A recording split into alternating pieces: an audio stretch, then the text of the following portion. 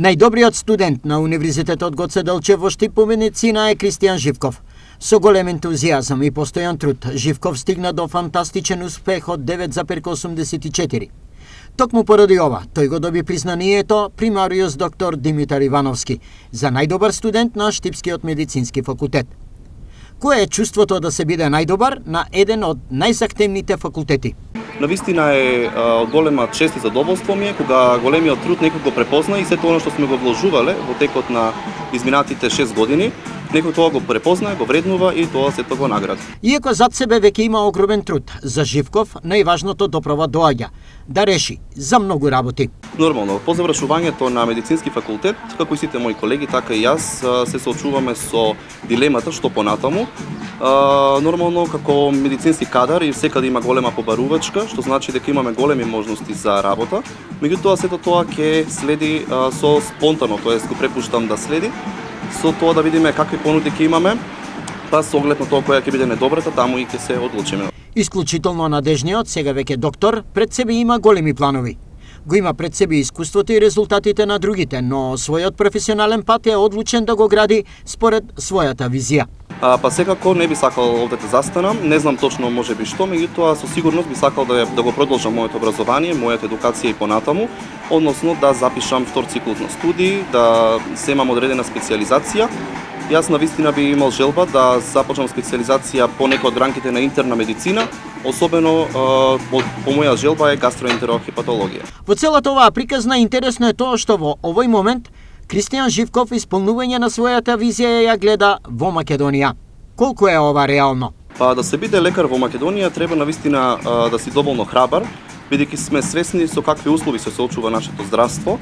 Токму поради тоа, јас би искористил и приликава да апелирам до надлежните институции кои што се инволвирани од секој сегмент на здравството, да колку е тоа возможно да се мотивираат самите студенти, односно веднаш по нивното завршување да им се даде можност за работа и специјализација, да се подобрат условите за работа, бидејќи се повеќе сме сведоци за тоа како младите лекари заминуваат во странство барајќи подобри и поквалитетни услови за работа. Па токму поради тоа, јас би повторно апелирал до надлежните да се даде можност за најдобрите, особено студенти, по нивното завршување, можност за вработување, со што граѓаните на оваа држава би имале можност за користење на висококвалитетни услуги од страна на висококвалитетен кадар. За да се направи првиот чекор за овој млад човек да тргне кон големите предизвици, потребно е и следново. Па како за секогаш првиот чекор можеме слободно да кажеме дека и најтешкиот чекор. Меѓутоа сепак сметам дека надлежните се тие кои што би требало да ги мотивираат младите, односно се повеќе да се стимулираат за нивна доедукација, да не остануваат на нивото на кое што се.